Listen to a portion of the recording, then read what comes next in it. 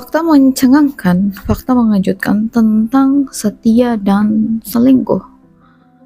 Gue harap di video kali ini lu nonton sampai akhir ya, supaya lu itu ngerti dan gak salah paham gitu dengan konteks yang mau gue bicarakan di sini.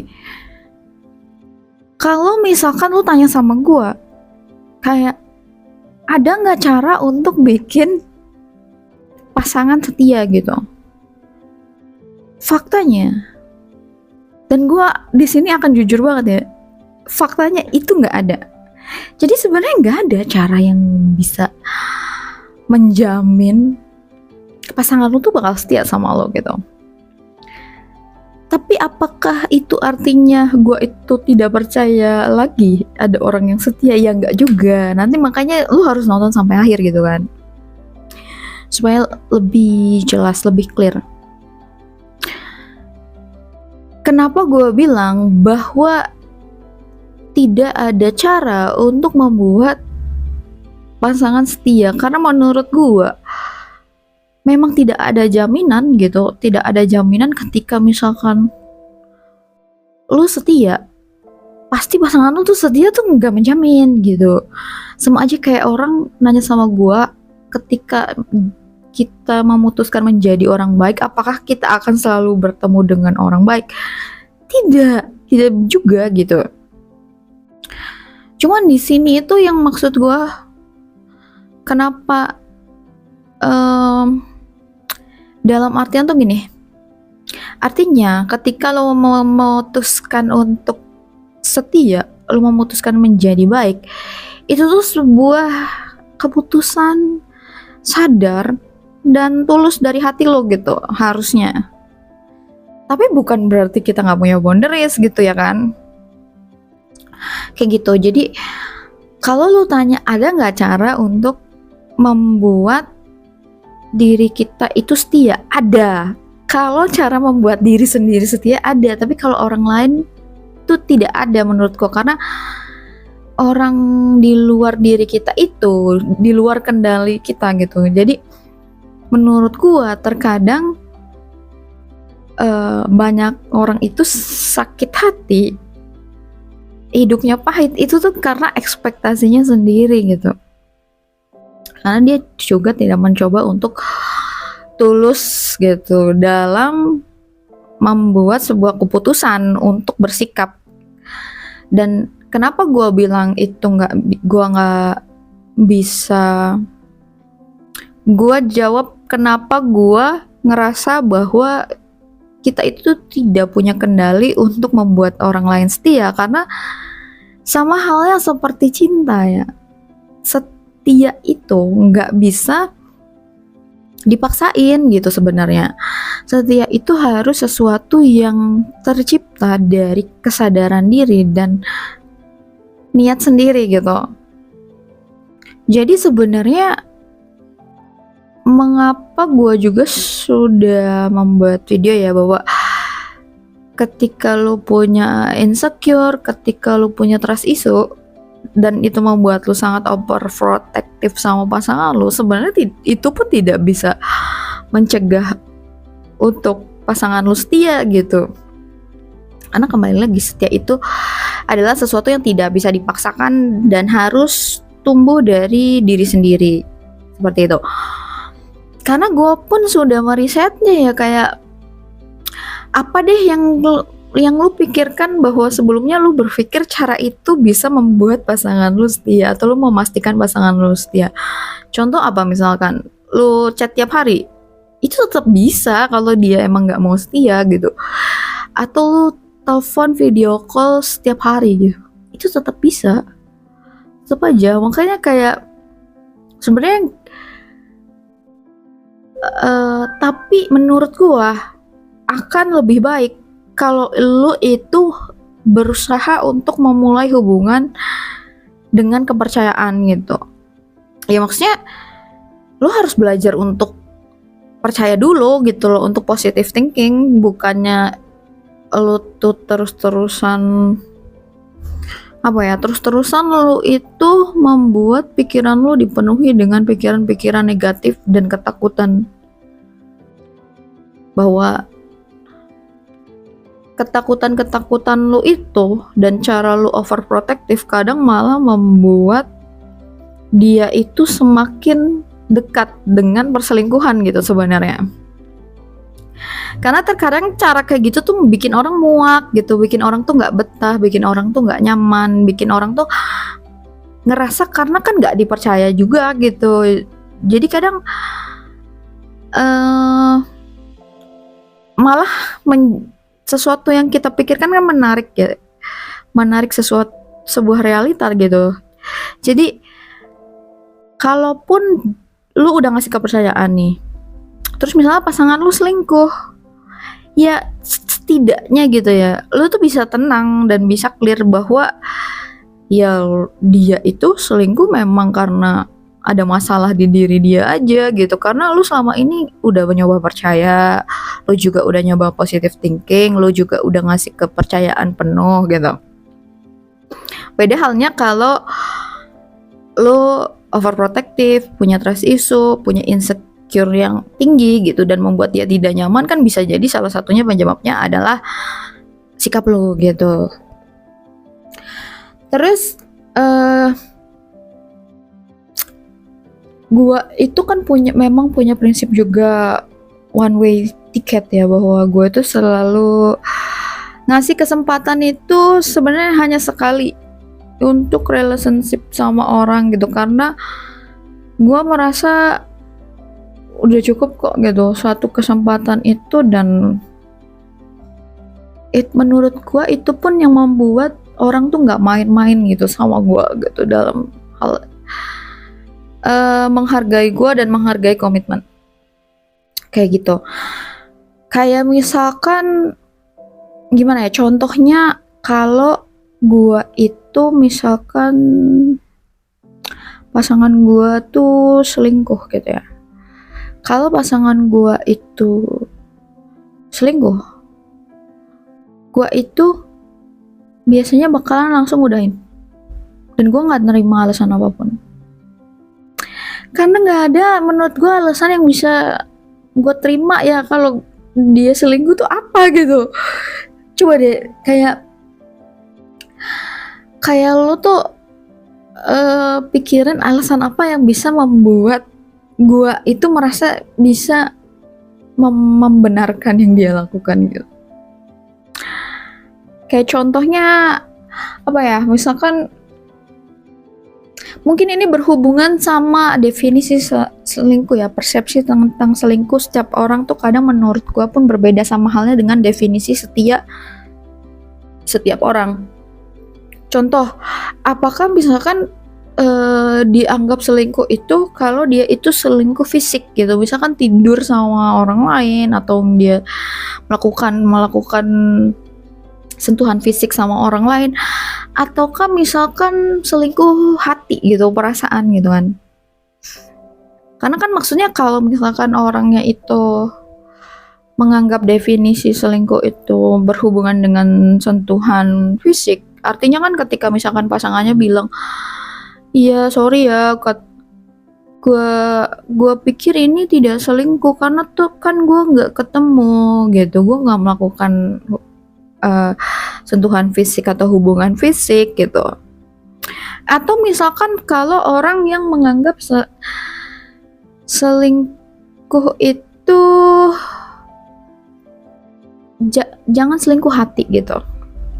Jadi pasangannya tuh bisa alasan kan, iya sorry karena gua itu kan walaupun gua melakukan sentuhan fisik dan hubungan fisik gitu, tapi kan gua melakukannya tanpa perasaan.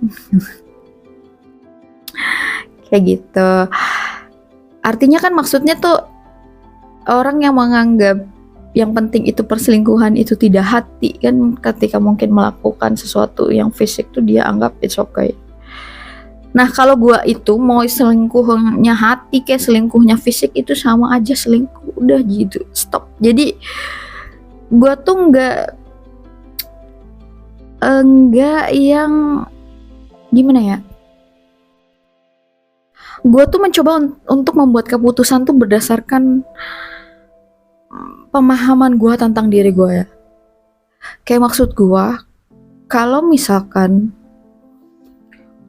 gue itu tipe orang yang ilfeel kalau pasangan gue selingkuh, itu yang mending gue udahin daripada gue paksa-paksain untuk tetap bersama. Tapi misalkan mental gue jadi nggak sehat gitu, harga diri gue jadi nggak sehat, self esteem gue jadi nggak sehat, yang dimana jadinya gue itu melakukan perbuatan-perbuatan yang mungkin secara sadar atau tidak sadar itu menyakiti dia gitu, seperti itu. Dan gue sih lebih memilih mengakhiri hubungan gitu. Artinya maksudnya oke, kak, gue memaafkan yang lo lakukan, tapi untuk bersama, untuk terus bersama itu tidak gitu. Dan gue pun biasanya nggak masalah untuk menjalin hubungan tetap baik gitu. Yang penting itu nggak in relationship lagi, seperti itu. Dan memang gue pun biasanya ngasih tahu ini tuh di awal ya, di awal-awal relationship gitu loh, bahwa gue itu tidak bisa mentoleransi perselingkuhan gitu. Kayak gitu, jadi biar jelas aja, jadi biar nggak kaget gitu. Dan apa ya, dan uniknya ya, gue itu bukan tipe orang yang suka nyari tahu sebenarnya. Bukan yang kayak kepo, suka ngecekin handphone gitu, kayak nyari-nyari apa gitu. Gue tuh nggak, gue bisa melakukan itu, tapi gue itu ngerasa ketika gue mau mencoba untuk percaya sama seseorang, terkadang gue tuh mencoba menyelaraskan dengan sikap gue gitu, yaitu ya dengan gue mencoba untuk tidak mencari tahu gitu. Bukan artinya gue menutup dari kenyataan, tapi maksud gue itu kalaupun ada sesuatu yang tidak enak di hati gue atau di pikiran gue, itu gue lebih baik tanya langsung sama orangnya gitu. Enggak gue itu mencoba mengubek-ngubek sesuatu terus-terusan gitu, kayak gitu. Enggak yang kayak gue secara niat gitu mencoba mencari tahu dia itu kira-kira setia nggak ya sama gue, selingkuh nggak ya sama gue, enggak. Dan buat gue tuh, gue selalu percaya ya, ketika misalkan kalau memang gue itu bisa memastikan diri gue untuk memperlakukan dia dengan baik, menghargai dia gitu, menyayangi dia dengan baik, untuk setia dan menghargai komitmen. Jadi kalaupun dia itu melakukan hal yang ngaco-ngaco, tanpa perlu gue cari tahu pun, gue tuh bakal tahu gitu, entah bagaimana jalannya, karena gue tuh selalu percaya bagaimana alam semesta dan Tuhan bekerja gitu. Dan memang kayak gitu. Jadi selama ini tuh gue walaupun gak nyari tahu tuh bisa tahu gitu, kalau misalkan ada sesuatu yang kayak ganjil gitu.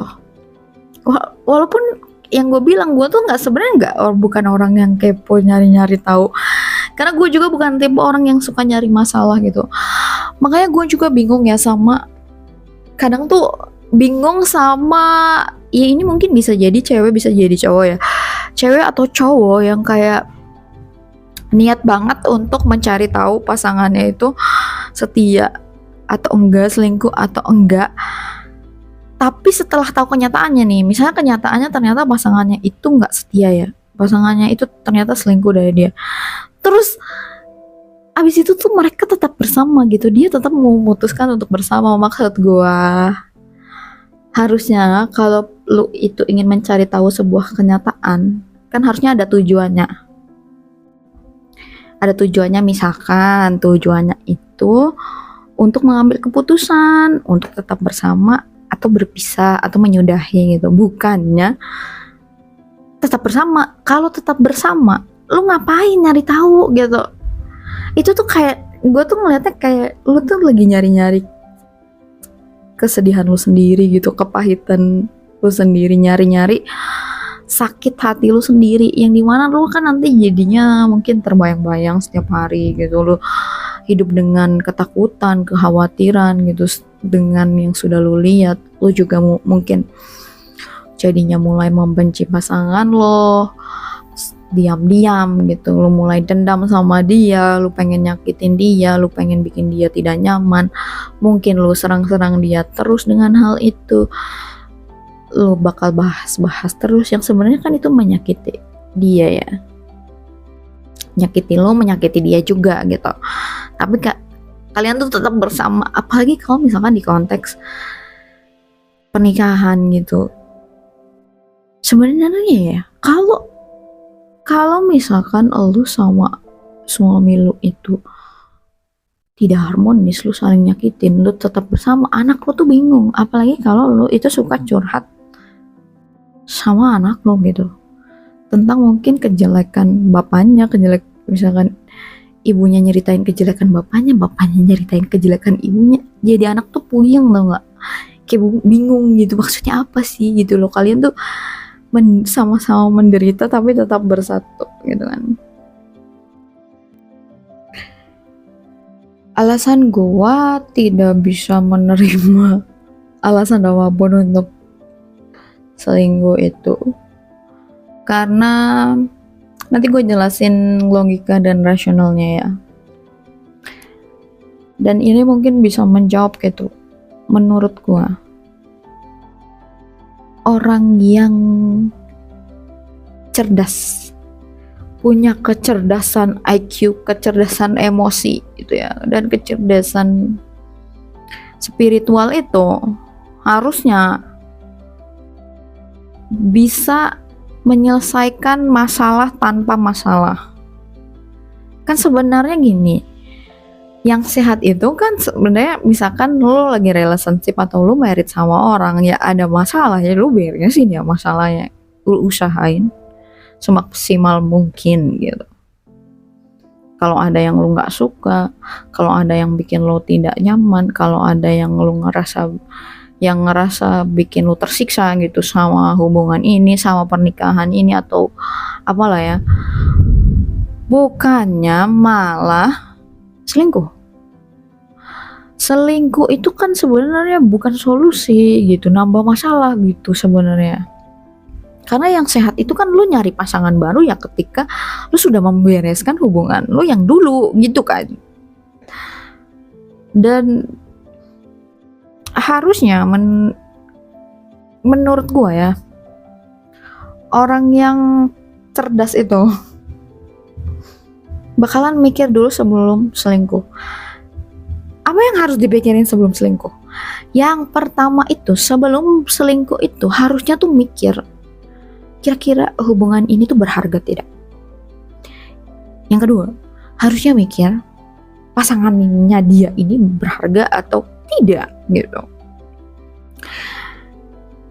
Dan kalau maksud gua kan ketika tetap selingkuh, artinya kan harusnya dengan sebuah kesadaran bahwa pasangannya itu tidak setia, pasangannya itu tidak berharga dan hubungan ini pun tidak berharga gitu. Karena yang namanya selingkuh itu punya resiko lu bakal kehilangan hubungan dengan orang tersebut dan kehilangan orang tersebut juga gitu, kehilangan pasangan lu dan juga pisah gitu kan. Makanya gua ngerasa kalaupun gua punya pasangan terus pasangan gua selingkuh, ya berarti harusnya dia itu sudah di kesadaran bahwa dia itu menganggap gua itu tidak seberharga itu gitu, dan hubungan ini pun tidak seberharga itu juga untuk dia pertahankan. Jadi ya untuk apa gitu kan, untuk apa dilanjutkan seperti itu. Makanya gue bingung, menurut gue nggak masuk akal misalkan orang selingkuh ketahuan terus minta maaf, nangis-nangis gitu, mohon supaya misalkan nggak ditinggalin, nggak diputusin, nggak dicerain gitu. Maksud gue, lah emang waktu dulu selingkuh tuh nggak pakai kesadaran bahwa akibat dari selingkuh lu tuh apa gitu kan. Ya maksudnya harusnya ketika lu memutuskan untuk selingkuh, lu itu sudah punya pemikiran bahwa ya sudah, memang kalaupun pasangan gua hilang, hubungan ini pecah, berakhir, emang fine gitu. Seperti itu. Dan kalau jadi tuh maksudnya kalaupun misalkan dia bilang gini ya ke gue, misalkan gue punya pasangan terus pasangan gue selingkuh terus bilang ke gue, ya maaf gitu karena hilaf gitu, mohon maaf. Selingkuh tuh sebuah proses yang menurut gue panjang gitu. Lu punya banyak waktu untuk berpikir dengan apa yang lu lakukan. Hilaf tuh sesuatu yang menurut gue kayak harusnya tuh sesuatu yang apa ya, sesuatu yang tiba-tiba gitu, bukan sesuatu yang dimana lu tuh punya banyak waktu untuk berpikir tentang apa yang lu lakukan gitu kan. Dan menurut gua yang namanya seseorang yang benar-benar mencintai gua, menyayangi gua itu bakalan ngerti bahwa kesedihan gua itu pasti kesedihan dia juga gitu. Maksudnya ketika seseorang itu selingkuh dari gua, kan artinya kesedihan gua itu bukan kesedihan dia lagi gitu. Dia sudah tidak peduli dengan gua sedih, dengan gua sakit hati, dengan apa yang dia lakukan. Artinya kan sebenarnya dia tuh sudah tidak mencintai dan menyayangi gua lagi. Simpelnya kan kayak gitu juga gitu loh. Kayak gitu. Dan begitu pun mungkin kalau misalkan gua tuh ngerasa harus fair ya. Gimana kalau misalkan gua yang kayak gitu gitu? Ya harus menerima, akuin ya emang salah gitu, gue salah, memang gue misalkan melakukan hal tersebut, dan gue pun akan mikir bahwa ternyata mungkin memang gue itu tidak baik ya untuk dia gitu. Itu tuh menyakitkan loh sebenarnya, menyakiti orang yang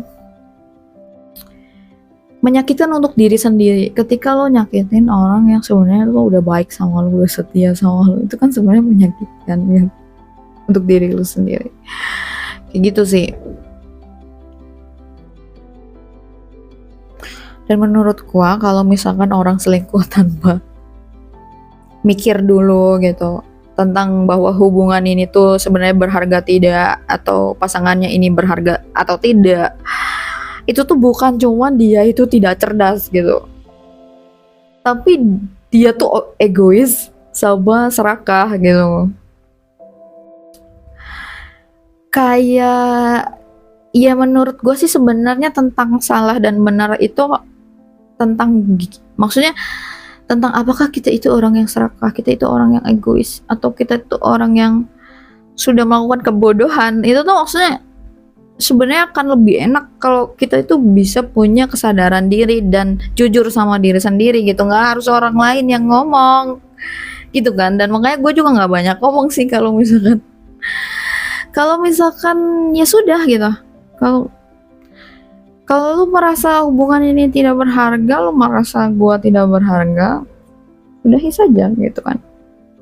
Dan gue akan mencoba untuk menghargai keputusan yang sudah lo lakukan. Dan menurut gue pengendalian diri itu yang bisa kita kendaliin kan cuma diri kita sendiri. Jadi pengendalian diri pasangan kita tuh nggak bisa kita kendaliin. Terus sebenarnya gimana dia kan? Makanya jangan nyapain diri dengan mencoba mengendalikan orang lain gitu. Seperti itu. Makanya kenapa yang kemarin juga gue itu bikin video tentang 2 fundamental yang harus dipastikan sebelum menikah. Itu kan salah satunya itu harga diri, karena mempengaruhi mentalnya, mempengaruhi kejernihan pikiran dan hatinya, sama rasa bersyukur.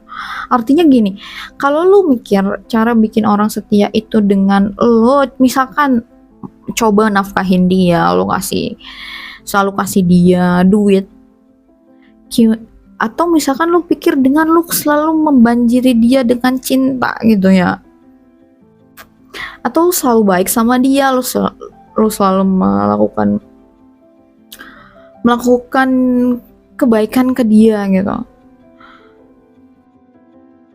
atau menafkahi dia gitu ya. Lu pikirin kalau misalkan lu berhadapan sama orang yang nggak bisa bersyukur, susah. Lu mau ngasih apa juga nggak berarti sama dia, karena yang dia fokusin tuh sesuatu yang nggak ada, sesuatu yang kurang, sesuatu dia tuh akan hanya menghargai sesuatu yang dia inginkan gitu. Dia tidak menghargai sesuatu yang dia dapatkan kalau sesuatu itu tidak dia inginkan gitu. Nggak usah jauh-jauh deh, gue bikin gampangnya aja ya, bahwa kayak misalkan gue ngerasa kenapa sih manusia tuh susah banget gitu, bersyukur aja harus latihan, padahal kalau dia lebih bisa mengenal dirinya sendiri dan mengenal hidupnya, ya dia dikasih hidup aja udah harusnya bersyukur kan. Tapi kan nggak sesimpel itu membuat manusia itu bersyukur. Itu sama halnya dengan setia gitu. Tapi ketika lo terus berada di jalan kebaikan, lo tetap setia dengan value yang lo pegang, lo bisa integritas sama value lo gitu, lo tetap menjadi baik, lo tetap menjadi setia, minimal lo tuh bisa tetap sehat secara mental dan terus dalam ketenangan batin gitu menurut gue. Karena lo tahu, lo tuh bisa mastiin bahwa lo selama ini sudah melakukan sesuatu yang lo anggap benar dan juga baik. Sama halnya ketika ada orang nanya ke gue, gimana kalau misalkan kita tuh harus percaya gak sih bahwa orang baik tuh masih ada, orang setia itu masih ada. Caranya itu bukan lo cari orang baik, bukan lo cari orang yang setia, tapi bikin diri lu sendiri percaya ada orang baik dan bikin orang lain percaya ada orang baik dan orang setia. Itu adalah dengan ya lu tanyain lagi aja ke diri lu sendiri gitu, lu bisa setia nggak, lu bisa konsisten jadi baik nggak, lu bisa konsisten untuk setia nggak ketika memang dalam sebuah hubungan dan dalam sebuah komitmen gitu. Jadi mudahnya itu kalau lo pengen tahu gitu, apakah sebenarnya kita tuh harus percaya enggak sih bahwa kesetiaan itu masih ada, orang yang setia itu masih ada. Ya gue kembaliin aja, silakan tanya sama diri lu sendiri, lu bisa nggak setia gitu. Setia itu kan value menurut gue yang harusnya tumbuh dari diri lu sendiri, bukan reaksi dari apa yang orang lakukan. Tapi bukan berarti juga kalau lu setia terus pasangan lu nggak setia lu tetap biarin, ya enggak lah. Ya udahin aja, dan itu tuh sebuah boundaries menurut gue sih. Sebuah boundaries untuk lu tetap sehat secara mental, lu tetap punya harga diri, lu tetap bisa konsisten di jalan yang baik dan benar gitu.